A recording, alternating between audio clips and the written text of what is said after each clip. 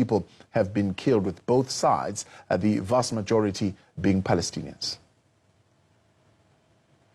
Doctors Without Borders is again calling on the Israeli army to stop targeting hospitals in Gaza. The humanitarian group says 2 babies have died at Gaza's Al-Shifa medical center, which has been without fuel and power since yesterday. It's barely functional at this point. Our staff are exhausted. Patients are suffering greatly. It's been weeks now since we had access to proper medication and anesthetic and basics that are required.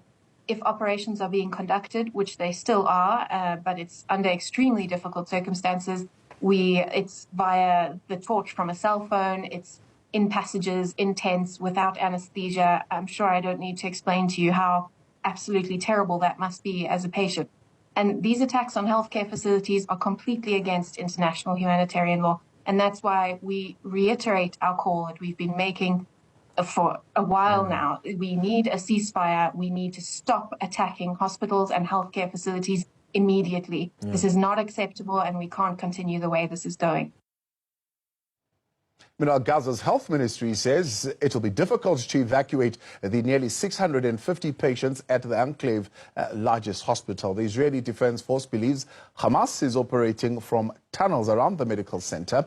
Please note, this report contains visuals which may be distressing to some viewers. Thousands of people seeking safety in southern Gaza fled the enclave's main hospital on Saturday as fighting continued in the area for the second day. This man says he lost his son in gunfire and that he had to keep moving, leaving his body at the site. It's more of a war zone here. It's continuous bombardment for more than 24 hours. Speaking to Reuters by phone, Palestinian senior plastic surgeon Dr. Ahmed Al-Mokhalalati said most of the hospital staff and people sheltering at Gaza's largest hospital, Al-Shifa, had left, but 500 patients were still there. A Palestinian health ministry spokesman said Israeli shelling had killed a patient in intensive care, and fighting was limiting people's ability to move. Palestinian officials said 2 babies had died and dozens more were at risk after fuel ran out on Saturday. At a news conference, Chief Israeli military spokesperson Rear Admiral Daniel Hagari said the military will help evacuate babies trapped there.